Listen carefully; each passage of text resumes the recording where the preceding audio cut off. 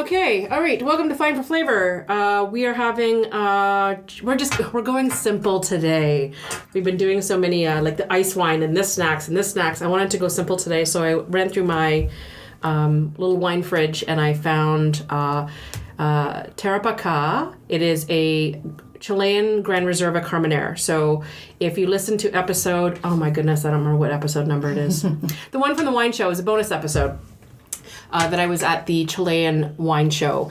You'll hear me raving about Carmenere grape. It's only grown and harvested. It's from Chile, and that's what they do best. So it's got a bit of a smoky undertone. It's not overly heavy, but it's one of my favorite cold weather red wines. The Chilean that I'm used to, the Carmenere, is Casillero del Diablo. Yes, that's a big one too. Yeah, yeah.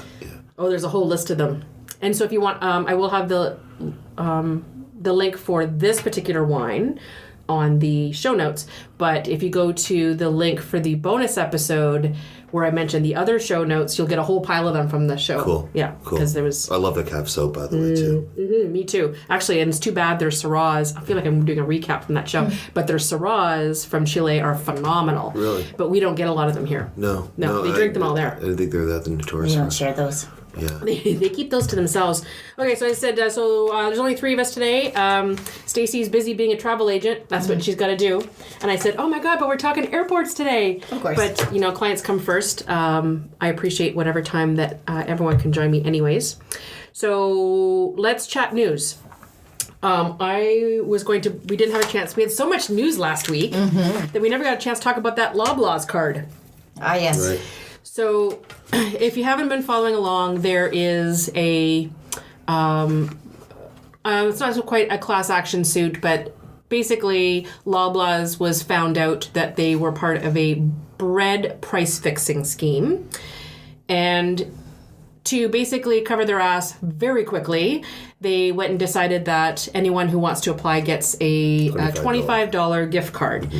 And it's a very simple process. The link is actually loblawcard.ca, and you fill out this form. But by filling out the form, you're basically agreeing that if there was any other lawsuit in the future, you would have to deduct that $25 from whatever money that you would be getting. It's not that big of a deal. So even if you don't think it's going to be too much work for you to get it, I think we were discussing a few weeks ago episodes that we were talking about, even if you don't specifically need the $25 for bread for yourself or your family, even if you can get it and give it to somebody else, either a breakfast club or the food bank or it could be a school program or something. Breads can be used anywhere. So it's not difficult to fill it out. So I'll have the link on the show notes that if anyone wants to fill that out. Is there anything more Canadian than price fixing on bread? I guess maybe price fixing on maple syrup. Gasoline. But it just makes me giggle. I'm just like, really? Gasoline. I know. Hey, I just filled up my little Volkswagen Beetle on the way here, and it was $70. I was like, what? I know. I didn't even think it could hold that much, but at this price it does. Yeah. Well, when the weather's awful, they like to use the excuse that it's difficult to get weather or to get gas. If that could happen with bread, can that happen with gasoline? What would be the rebate on that? And yeah, well, that would be a whole other ballgame. Can you imagine all the corporate accounts? But it's due. Oh. But think about it. Interestingly enough, how were people able to get organized enough to bring this class action against Loblaws over bread, but no one's done anything over gas? Well, they haven't really done like a class action to a way. I think there was threatened, and because it was going public. So here's the part B of my story.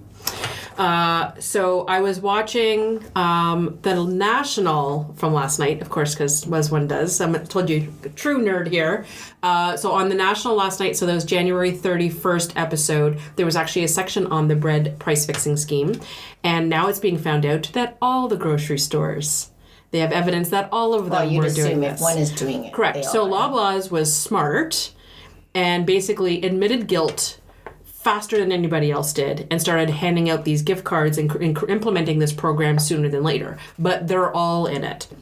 So if you're interested in watching it, I will have the link to the YouTube video or just the clip from the National last night where CBC was going through talking about, how this bread price fixing thing was going on. And now the end of that one clip, though, it was an interesting discussion that maybe this is just the tip of the iceberg. Oh, How do we absolutely. How do we know not it's know not that just all the bread? grocery store chains? So when it says Loblaws, they're not just talking about your local Loblaws. They're talking about the independent grocers. They're talking about superstores. And then No the same Frills. thing with, and then No Frills. And then the same thing for Metro. You're talking Food Basics, some of the other subsidiaries.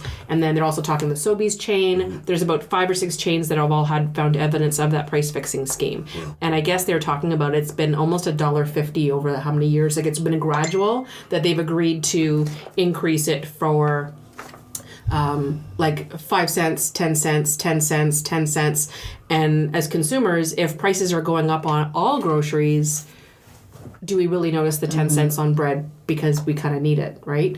So anyways, it's going to be an interesting thing. So I'm going to be a bit of a nerd and There's different ways about that. I mean, the way that they've shortened down like boxes of cereal, right? Like Then everything's back in the smaller 80s, now, Everything's and- smaller, and then Yeah. I seen this Facebook vid of guys specifically indicating like taking a jar of peanut butter and flipping it over, and you have now a larger indentation, which Yeah. saves them a couple ounces in the jar, right? So we don't notice that this is happening, but it's My big thing I noticed it was a couple of years ago. I said to my husband that Reese's peanut butter cups, they used to be big enough. They used to be like your palm. Yeah. And now they're like these itty bitty. white brownies? And I'm like, I did not grow that much that they're that different. You know, sometimes everything is smaller when you're bigger. No, like they have definitely reduced the size of those things as well too. And you're right.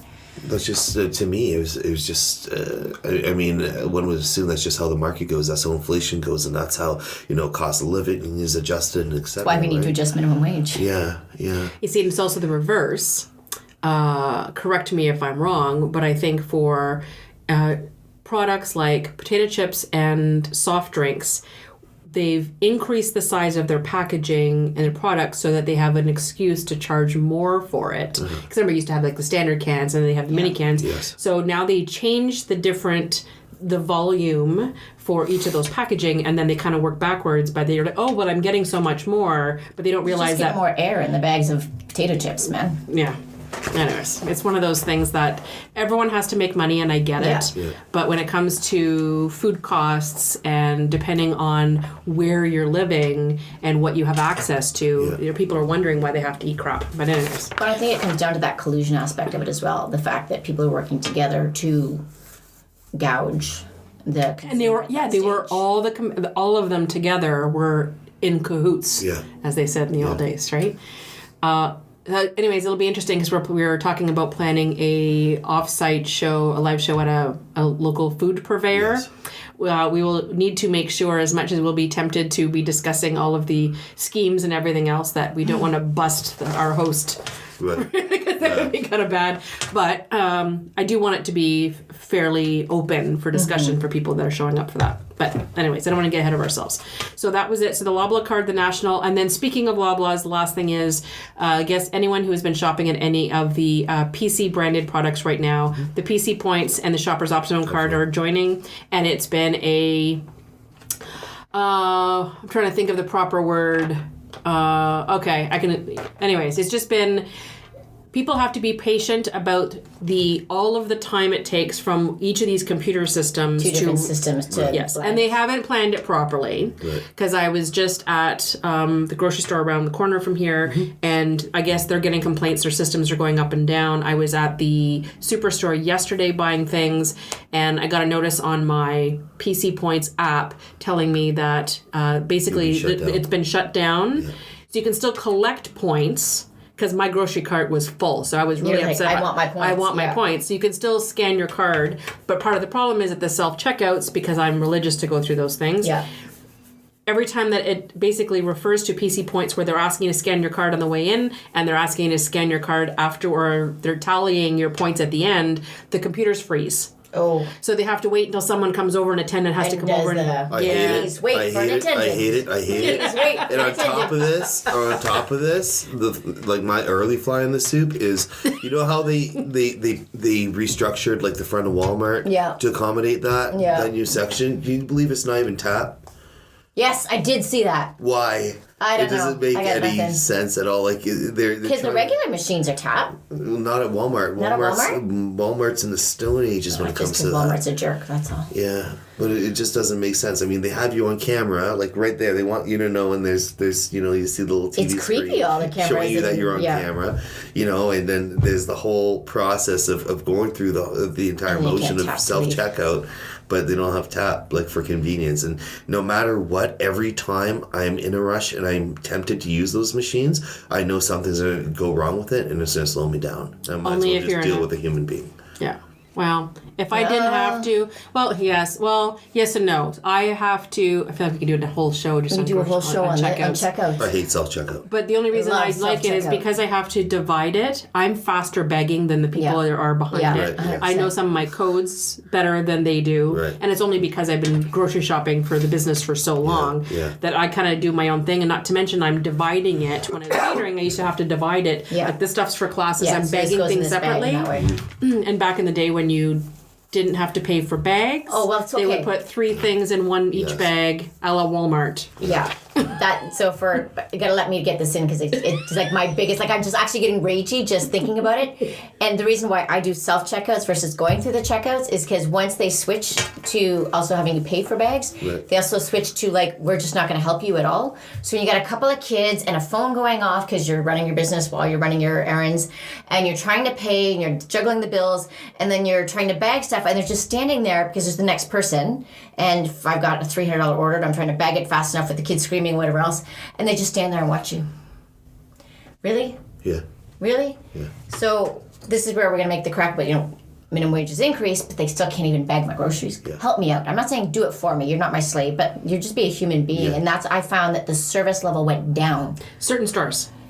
Speaking specifically about Superstore. Yeah. Oh, yeah, Superstore, yes. Yeah. Superstore. There's other stores where I found They're that, better. or it's the opposite, where they're doing too much. I know I'm not going to name a certain store, but I mean, they're trying to be very helpful and I appreciate it and they're in good mood Don't and bag everything my damn else. groceries. Oh my God. Or they want to talk to me about their kids, their coworkers, Yes. their shift, the person in front of you, the person behind you. They'll want to show you all the coupons they have that they've been collecting. Like it's this long-winded thing.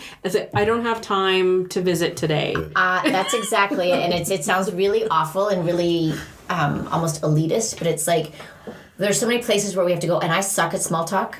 I mean, Steph knows when we get together, we don't talk about the weather. We're like getting into stuff, right? And so for me to like talk to this lady who I clearly have nothing in common, just personally, we're just different people, and trying to get excited about the new product of the week today, I really don't care. I just ran really into don't care. 5 people I only run into the grocery store and have those grocery store relationships with, and I just need to get out the door to the next thing, to dance classes, to meeting with my client, whatever it is. And then say, oh, so have you seen this? Oh, where did you get this? Did you get this in aisle 3? Really? You work here. You can find this shit. I gotta go. But that's exactly So that's where like self-checkout, don't make me talk to a person. And it's not, I sound like a total jerk now because I do like talking to people. But for me, it's like time and place. And when we're in this crazy lifestyle that we have these days, please don't make me talk to a person right now. I just need to get out. Mm-hmm. So I actually hate grocery stores now. I hate going to them because I have to talk to people. I don't want to talk to people. But I like talking to you people, so this is okay. Oh, it's because we I'm feed totally, you. I'm just biting my lip. I have so much to say right now. And that's how you do it.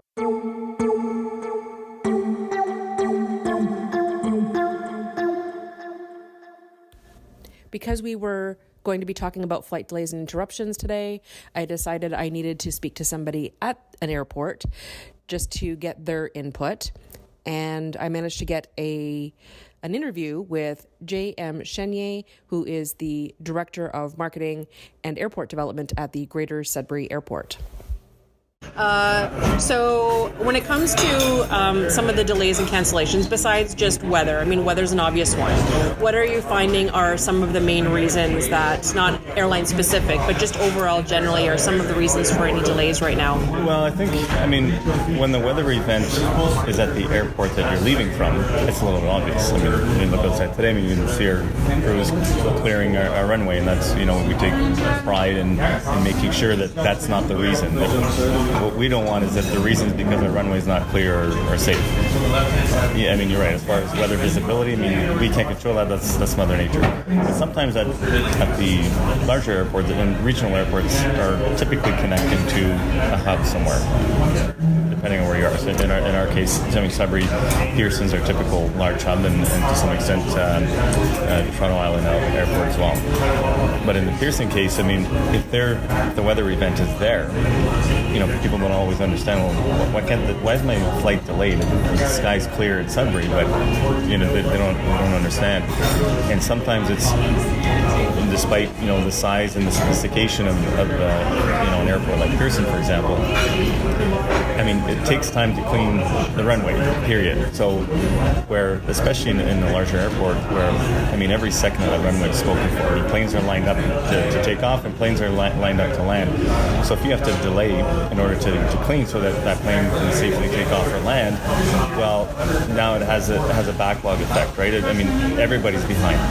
So what tends to happen is that the smaller regional flights that are feeding it tend to take a back seat, unfortunately. Because again, are you going to delay the 737 coming over from France, or are you going to delay the Dash 837 seater coming from Sudbury, right? I mean, you're going to prioritize on the larger planes and where the connections are going and everything else. So unfortunately, that's what happens, is that people may arrive at a regional airport and say, how could my flight be delayed or canceled?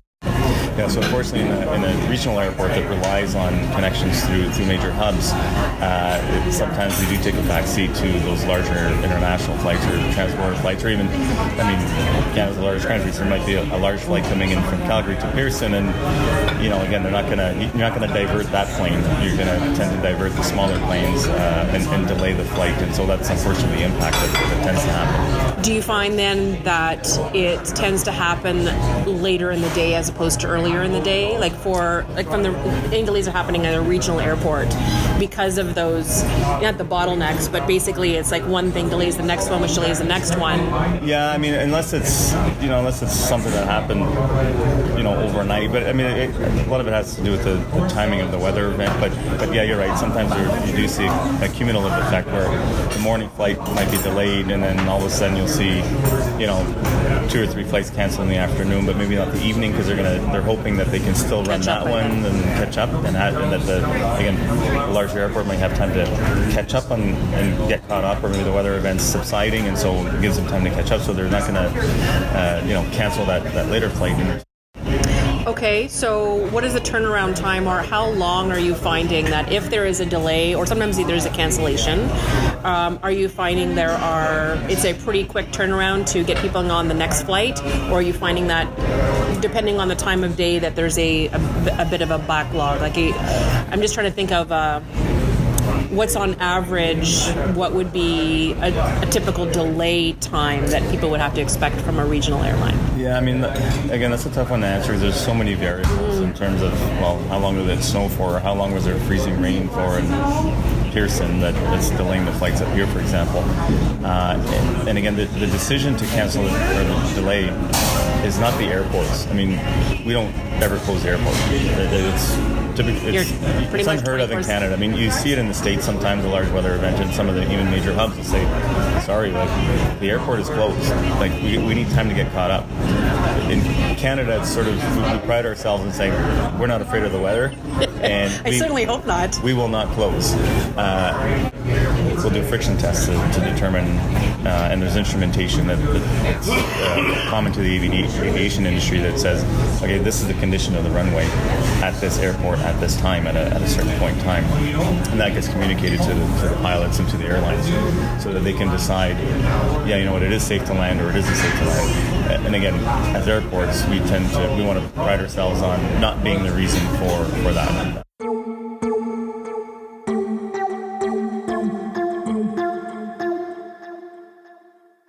So it kind of cut in and out a little bit. I tried to cut out the announcements that kept coming on full tilt where we were sitting, and we did have a couple of people that dropped by the table to say hello, because that's what happens.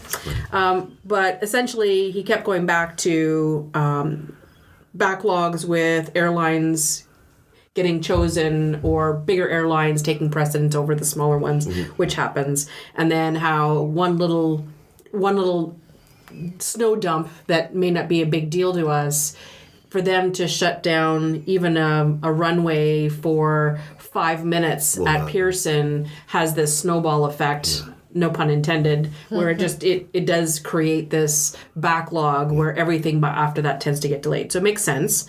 Priority. Well, I think it has to do with, as much as I'm asking him for his input, the airport itself doesn't have a lot of control. A lot of say at all. It's really the airlines. And it is the airline. So if you missed that one part, he was talking about how the airline itself, so they collect the information. They're the ones that from their towers can say, okay, well, we need to get this clean, this one, the runway's done. They send the information back. Okay, well, here's what the weather's like here. Here's the conditions of the runway. And then they send that information to the pilots and then to the airlines, and then they make the decision on what they're doing. Well, and realistically, how much control does the airport have beyond doing their best to make sure everything is clear?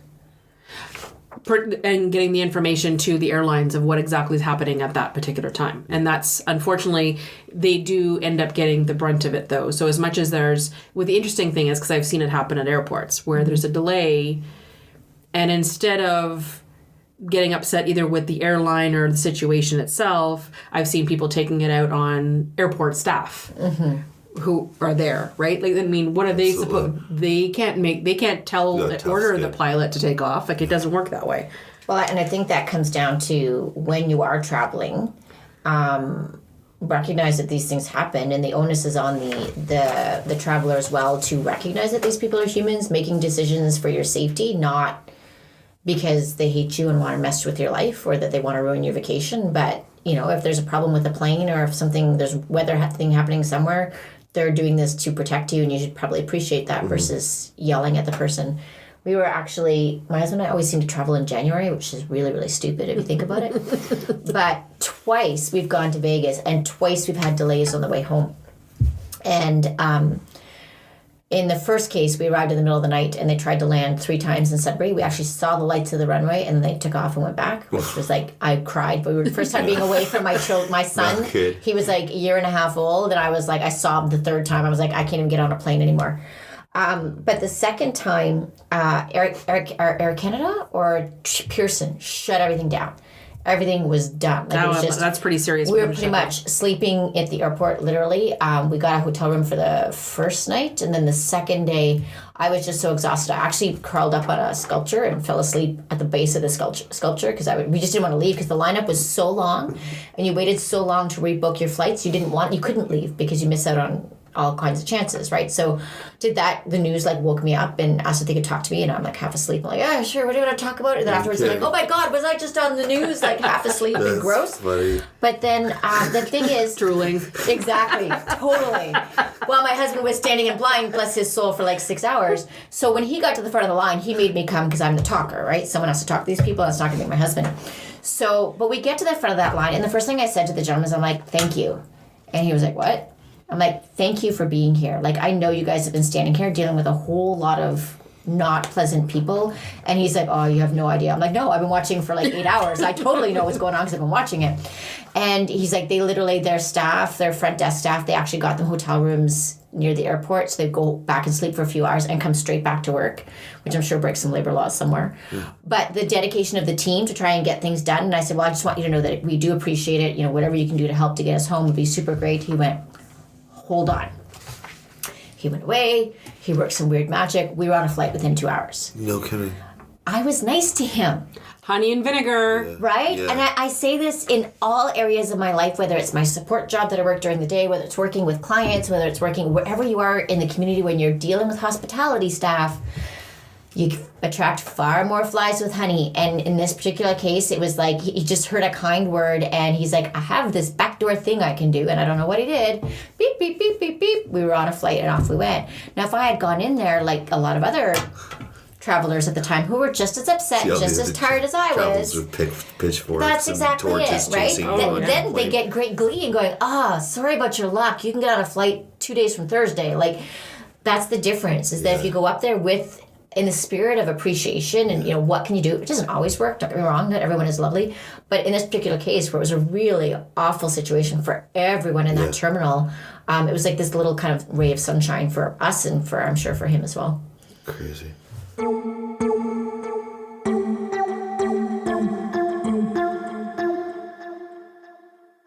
A couple of rumors I keep hearing. One, I've heard about a pilot shortage, which is affecting some of the airlines. It wouldn't be just regional, I'm assuming. That depending if there happens to be a shortage and one of the pilots gets sick or something, and if there's only so many flights, trying to find someone to fill in because of union rules or whatever, are you finding that's something that's just a recent scenario that's kind of popping up, or is it really that much of an effect on I think flights?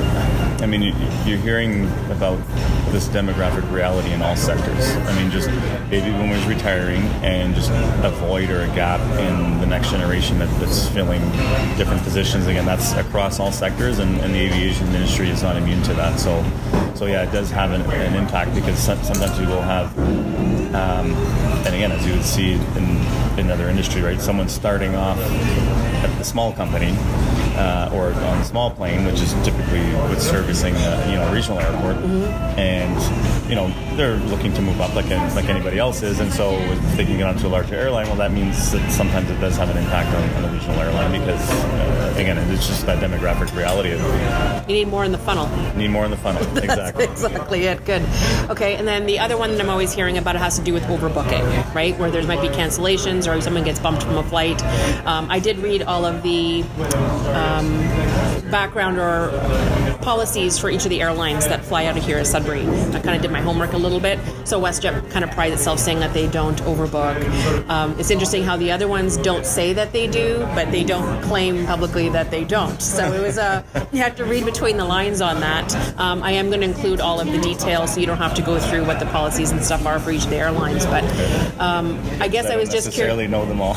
I have not, out of all the years of even flying out of here or flying in and out of this airport and other smaller ones across Canada and the US, I have never been bumped. I've heard the occasional announcement that, hey, we need 2 volunteers or something. Happens more in the States than it does here, from that I've found. But is there, I guess, like, how common does that even happen anymore? I mean, I think it's more of you hear in movies or television or on reality TV, they always talk about this and getting bumped in flights, and you get one episode or something on social media and everyone spreads it around like it's a commonplace thing. To be honest, aside from the same anecdotes that you're speaking of, and I've people that I know personally that's happened to on traveling back from wherever, and they got bumped to the next flight, which sometimes happens to be the next day, and the frustration of having to go through that. But I don't know that it's common practice anymore. I mean, you're right, because the airlines are receiving a lot more flack. As you mentioned, I mean, it takes one incident on social media, spreads out like wildfire. Everybody has a camera, and I just don't understand. It's one of those things. Everyone has a camera, so everyone's taking evidence of everything, and it can spread like wildfire so quick. Yeah. So if they were smart, they'd actually be watching things. Yeah. That's for sure. And so I'm going to talk about, this is more on a personal side. So when because I travel outside of Canada quite often, I'm usually flying out of Toronto, is usually where I go. And I know that my husband and I have religiously chosen particular airlines and particular flights in the morning as our connection, based on whether, if by some chance this one gets delayed or has to get canceled, do we have enough time to drive to Toronto to make that connecting flight to go overseas? Now, I don't like doing that, so I'm assuming that other listeners are going to have the same issue. It's different when it's a business reason, because then meetings, everything else get backed up, and I've had a couple of hiccups like that where I did have business meetings at the other end, and they said, we can fly out tomorrow. Well, no, tomorrow won't be any good. I need to be there tonight. So it's I don't know, would you suggest, even just as a traveler being here in the airport, like, how should people kind of plan for that? Or do you have any best practices, or have you talked to any frequent travelers that have kind of figured out when to fly, when to drive? Well, I mean that's a good point, actually. Just this morning, someone that we know stopped by the office, and they're flying out to Portugal tomorrow, but they're flying on a Sudbury today. And for that reason, right? They do not want to miss that flight to Portugal tomorrow, and they're taking the precaution of leaving, a day in advance. We're also well aware that that's sort of a leakage point for us. That's how we refer to it, is that we know that there are a lot of people that, again, they get their once-a-year vacation and hell or high water, they're not missing that flight to Cuba because, or wherever they're going. And so you'll have a lot of people that drive down the day before and stay in the hotel in Toronto. That's a 2-minute shuttle ride. That's more parking, right? Yeah, but that's the reality of being this close to Toronto, if you will, is that it's not that far. I mean, yes, it's more convenient to fly at times, but people are doing that. So I guess what we would recommend on that front is, similarly to driving down, and maybe you're giving yourself that extra time with the option to leave ahead of time if you needed to. Likewise, don't plan your flights so close to one another. And I tend to do that too. I'm always thinking of the time that I'm sitting in an airport that I may want to limit. Although if you're there in business, it's actually an opportunity to sit down and relax and get your work done. Yes, and I don't mind doing that. I've spent many hours working in airports over the years, but I think that's one of those things that you're kind of timing it so you have a cushion of time between your arrival. As much as you always say you want a short layover in Toronto, maybe it's better not to. Yeah. And if you do have some extra time, that gives you that flexibility. Exactly.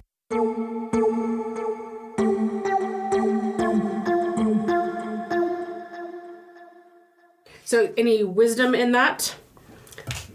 Well, I think it's definitely around that idea of planning for delays on your trip, and onus is on you. Onus is very much on the traveler. Yeah. Don't expect to be taken care of. And again, I think everyone has those same anecdotes that even this gentleman shared of people who got stranded, who got stuck, and what is your plan B, and what is your action if this flight doesn't happen, whether it's leaving room to drive to the larger hub airport, or if it's having enough room on your credit card before your vacation and after your vacation to have a place to sleep if you're delayed overnight. So having those backup plan B, C, and D are super key. You laugh, but it is exactly it. It is. Absolutely.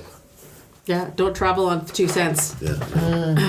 You're not in college anymore. Well, unless you are in college, then, all the more power to you.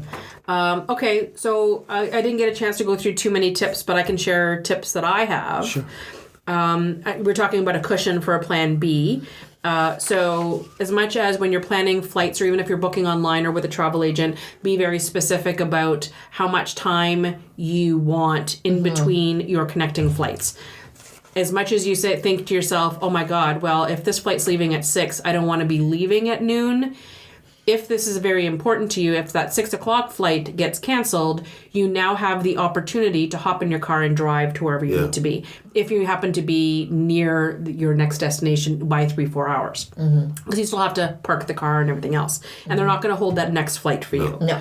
But a lot of times some of the airlines will give you either credit or something like that, because if their flight's delayed or canceled, they're giving you the opportunity to make those changes. So it is actually, you would hope. So it is a good plan to kind of not push everything too close together, especially if you're planning to travel in January like somebody does. My next one's in April. I have hope. April might be okay. Yes, April should be okay. Yeah. The other thing is that if you're going to have a vacation, this is just something that I've learned over the years. If you're planning a vacation and this is your 1 week off, please try to add a travel day before and a travel day after. As much as you think that what do I need that for? From experience, I don't usually plan something, like if I knew that I was going to be flying back into Sudbury or flying to Toronto to drive home, I make sure I'm not teaching a class that night. Or something that's that close together, so that at least I have enough time so that I can get home, or if there's a flight delayed, or if I have to stay overnight. Sometimes I've been stranded not just even in Toronto, so I don't have the option to drive home, where we actually have to spend the night wherever we are. Absolutely. So having that cushion of time before and after really makes a big difference. And you can depending on where you are, that's what I was teasing JM yesterday when I was interviewing him. This was after we finished taping this part. But it's one of those things that until this airport gets more service and stuff added in, it's not like in Toronto, if my flight's canceled, I'm not flying out for another 6 hours. It's not like I can just hop in a taxi and go to a restaurant and hang out. No, right? Like it's pretty isolated where the airport is. And the restaurant's got some pretty narrow time? They're getting open better times? now. Are they During the getting better? during the week they open at 6:30 now. At least they have coffee and stuff, which is it's a new thing. So they are planning to expand and get new services. I wasn't going to mention it now, but I'll mention it now since we brought it up. That for those who are living in the Greater Sudbury area who fly in and out of this airport more often, I did pull out the parts of the interview from yesterday that were specific to the Greater Sudbury Airport, and those are going to be in a separate audio file that'll be found in the show notes. And of course, today's episode 25, so the show notes are stephaniepichet.ca/flavor25. Oh, going back to my tips. Pack accordingly. Pack your stuff like you're going to have a flight delay. It sounds awful, but it's if you're going to check a bag, if you've checked your bag and then you find out that you have 4 hours to kill, you may be able to go back out through security, and if you want to go someplace else for lunch nearby, or if you need something from your bag for whatever, make sure that you at least have stuff either in a purse, a carry-on, or something that if you had a long period of time that you did not have access to your luggage, that at least you have all of your necessities with you, especially if you have to spend the night. When we were traveling with kids, we always made sure we had a spare outfit and spare everything for the kids. I mean, for us, we can always go without this, that, and the other thing, but when we were traveling with kids, we always made sure we had basically a full everything we needed to survive the kids for 24 to 48 hours. Because there's some times where I don't know how it's happened, and I was gonna one of the stories when we were just in Portugal, one of our flights, our connecting flight from Lisbon to Faro was not just delayed, but when we got off the plane, they were telling us that there was no other flight that night and it would be the next morning. I wasn't going to like that. So I did work out a plan B on my phone and noticed that if I rented a car, I could drive for 3 hours and to get to my next destination as opposed to flying. So that was our plan. But then our big thing was, how do we find our suitcases? So we just flew into a different country. We do have to go through any kind of customs or security control. If we would have stayed overnight, would we have got our suitcases? Well, the thing is, you wouldn't be able to, like, if you weren't on the plane, typically they'll pull the suitcase off the plane. So it's not going to go there anyways, so you can't. But the whole stuck wherever, but can you even get it at that time? But that whole flight, that's what I'm saying. Like that whole flight was not going until the next morning. So we weren't the only ones. There was a bunch of us that were all supposed to be flying. And it's 3 hours away, and they were going to put us all up in a hotel. But then it turned out that they managed to get us on a later flight after all. So it all worked out anyways. Right. But I was just panicking. What happens to my suitcase? Yeah, no kidding. It was a weird, it was a weird situation. So luckily having that carry on with me, like, at least I thought, well, if it's a delayed, it comes to me the next day. It's not that big of a deal. And then the other thing has to do with plan B in other destinations too. So I was just talking about that happened in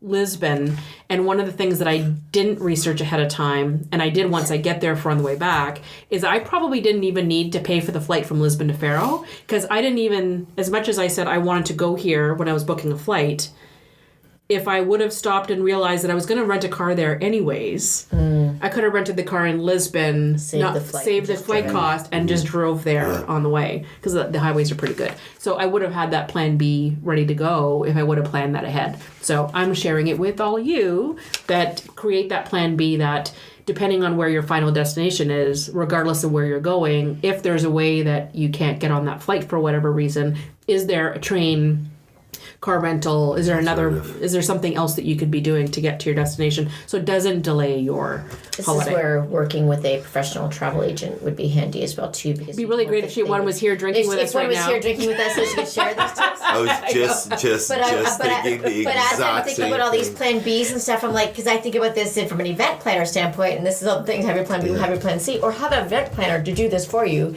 And I'm thinking the same thing in this regard. And a good travel agent, I mean, there's a lot of great travel agents, there are a lot of not so awesome travel agents, but a good travel agent will take those things into account. Well, if you're looking to rent your car here, maybe you should just rent it here and enjoy the countryside or whatever. Right. But a lot of times, even if it's a great travel agent, they may not know how important a plan B is to you or how flexible your schedule is unless you communicate it. Yeah. So even though Stacey is not here, if she has any additional tips or anything else, she is going to send them to me, and I will include them in the show notes. So you'll have a professional opinion, and I will also include them on the Flying for Flavor Facebook page. Cool.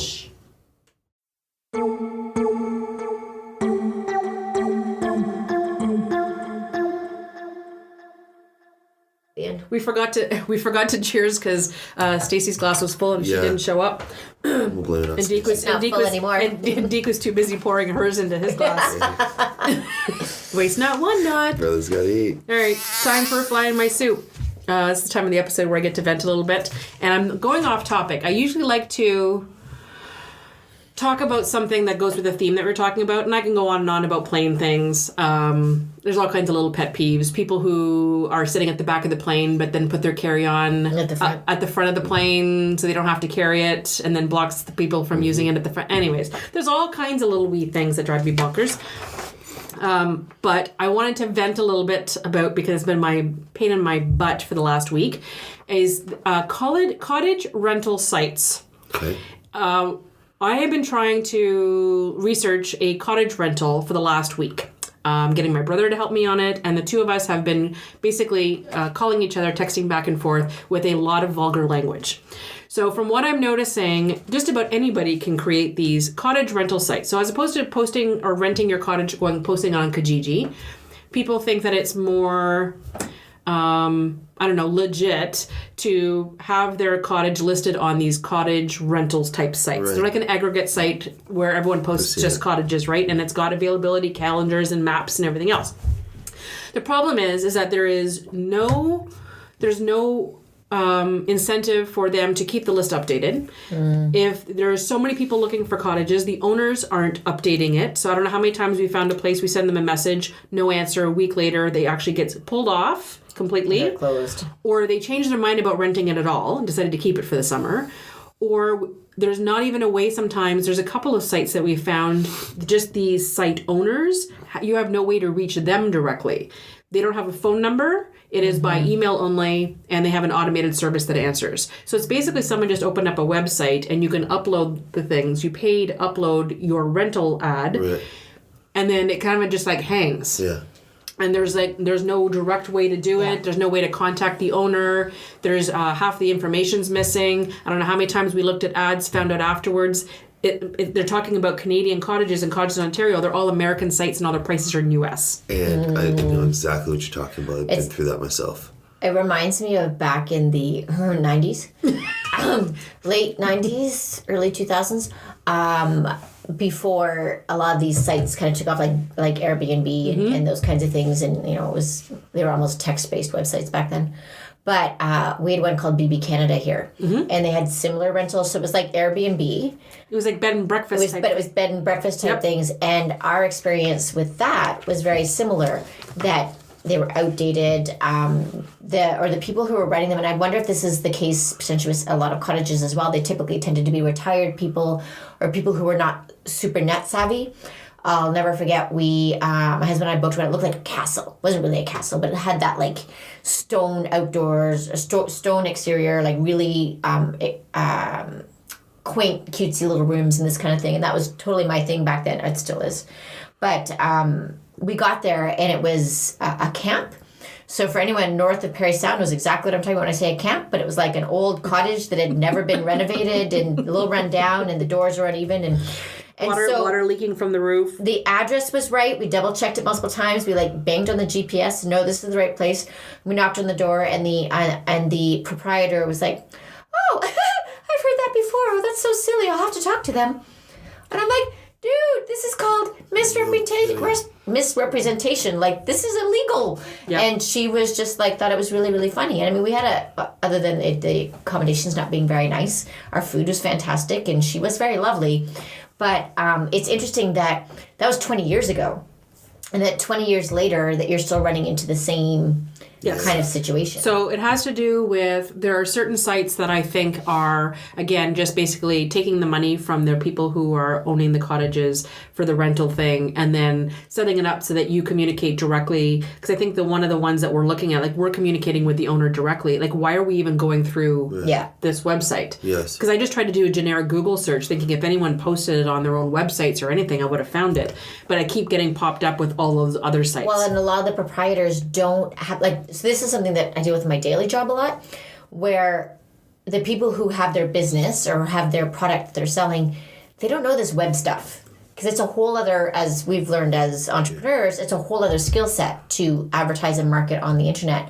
And so because they don't have this skill set, they're farming it out to, I'm going to pay this service $100 a month or whatever, and they're going to market my business for me. But the reality is that the owner doesn't always understand they need to keep things updated and keep it Correct. And as I said, there's no penalty, there's no consequence for them not to do that. Yeah. So as much as you can try to rely on the reviews, but even the reviews, how do you know that they're real? Mm-hmm. So I actually booked my first Airbnb for when I'm down in California in March.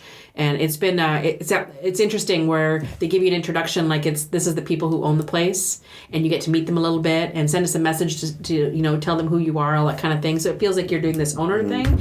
Once I've booked, it is a company that's sending me this blanket email about where I can find my key and blah blah blah. So all this personal touch that was there was not actually there, but they're considered a good seller, whatever their rating system is. Yeah, they've got a good rating. So after I come back from that experience, I will be letting everybody know what Airbnb is actually like. That's good. I've got a lot of. My husband just went through Airbnb for a trip to Australia, and I'll be happy to share his experience. There's so many things that we could be talking about just with Airbnb, but I keep getting told by a lot of people. I've heard a lot of good things. Correct, but I think it depends on what you're looking for.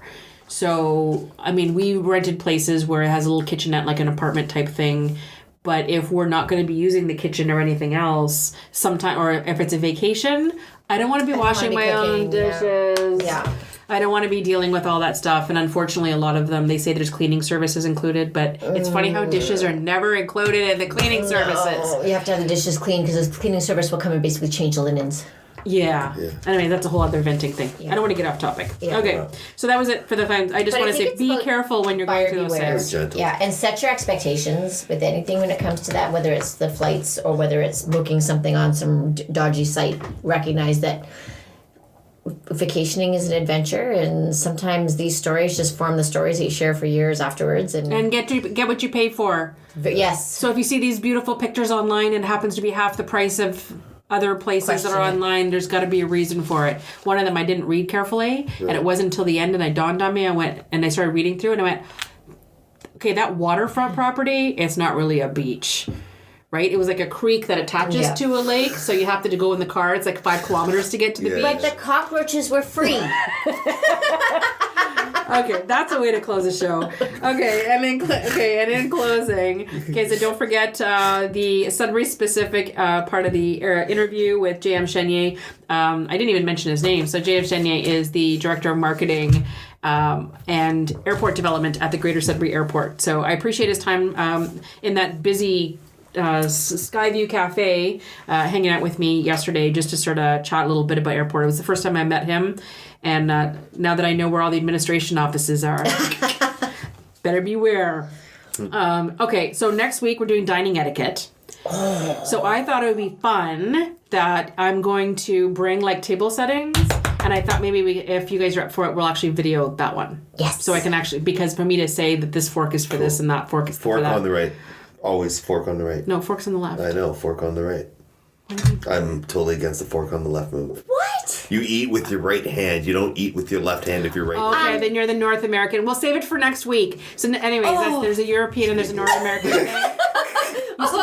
They still set the table the other way because you I can't. do it on purpose. It irks everyone, but I mean, Oh my God! For that, pass me that wine. I need more wine now. Yeah. There you go. Are you stressing me out? Fork on the right. Always. It is not only a right-handed person world. I know, but I just Come on. Thank you. Oh, this is going to be a good one. I can't wait. Yeah, so this should be interesting. You're going to put cutlery in my hand when we have this discussion. I hate when I sit down. Anyways. Yeah. I still have a cute video of you with cutlery in your hand. I do. I might put that on as a teaser. I gave you permission. I did. Okay, and then so the following week, after we have the dining etiquette episode, we also have a busy week after that. Mm-hmm. So this is just leading up to Family Day weekend. So we have the contest for the wedding brunch. If you haven't seen it on the Facebook page, and I have it posted on Instagram, I will have the ad posted with all of the details in the contest entry. It's going to go quickly. It's only about a week or so away. We're actually going to be taping live at our local Milestones for big luxurious brunch on us. And essentially, if you're planning to get married in the next coming year or two, this is your opportunity to have a whole pile of experts sit there and you can pick our brain with anything that you need to know about your upcoming wedding. We are here to serve. We're not saying we're paying for your wedding, but we are here to help you and steer you in the right direction and give you some do's and don'ts of experience that we've kind of absorbed over the years. So that contest is running, I said, between now and I believe contest closes something. I think it's on the Friday, the 9th of February. So make sure you go to the show notes just so you can get the link to the Facebook page so that you can join in for that. And then, of course, we're doing our first live event on the 15th of February at Sudbury's Hard Rock 42 Gastropub. It's going to be a beer show all about beer. And Cynthia doesn't drink beer, but by the end of that show, she'll be a beer fan. We're working on it. Sure, that's going to happen. It's only been 23 years of my husband. So I want to talk about some basics. I want to talk about basics about, an IPA, which is an India Pale Ale. I want to talk about some of the new trends coming up for 2018. Wheat beers. Yeah, wheat beers. What is a stout? The big story from Guinness and why it became so popular. I want to talk about a lot of different things about beer in itself and why it became such a big trend over the last several years. And we can talk to the people at Hard Rock 42 about why they have so many taps and if they're finding there's any crowd favorites. And we're hoping to get some of the other breweries involved in too. So it'll be fun. All you have to do is show up, buy a beer, and I'm getting a bunch of little swag done, which is a lot of fun. Some t-shirts, and I think I got a sun hat, and I got tea towels for the ladies in the kitchen. I've got all kinds of stuff.